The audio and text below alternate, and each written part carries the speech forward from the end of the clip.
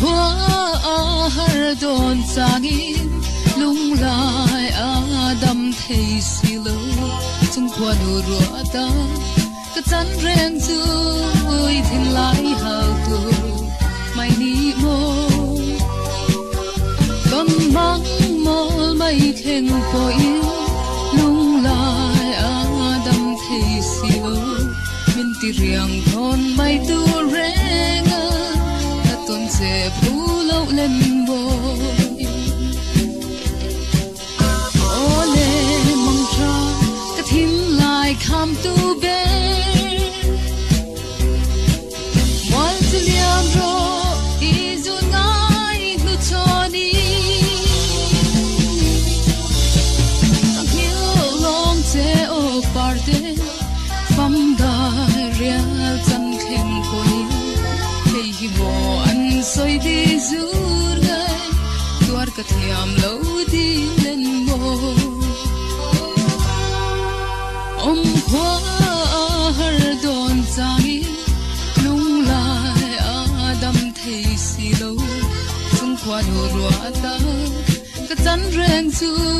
oi thin lai hau tu mai ni mo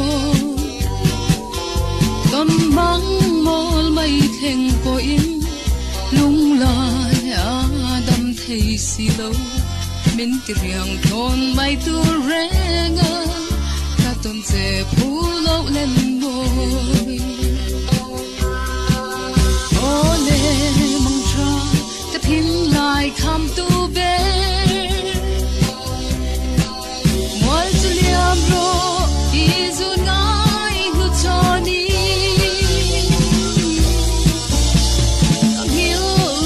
che o parte fam gai real chan khen koi hei hi mo an soi di zur gai tuar ka thiam lo di len mo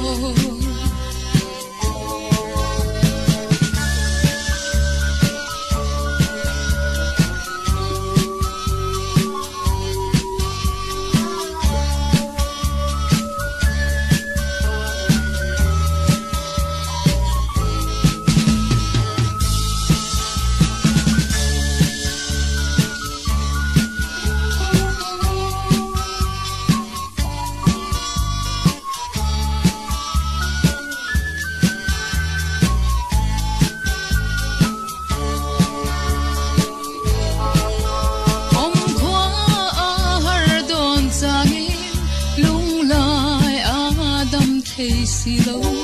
chung khwa do ro ta ka chan reng chu oi thing lai hau tu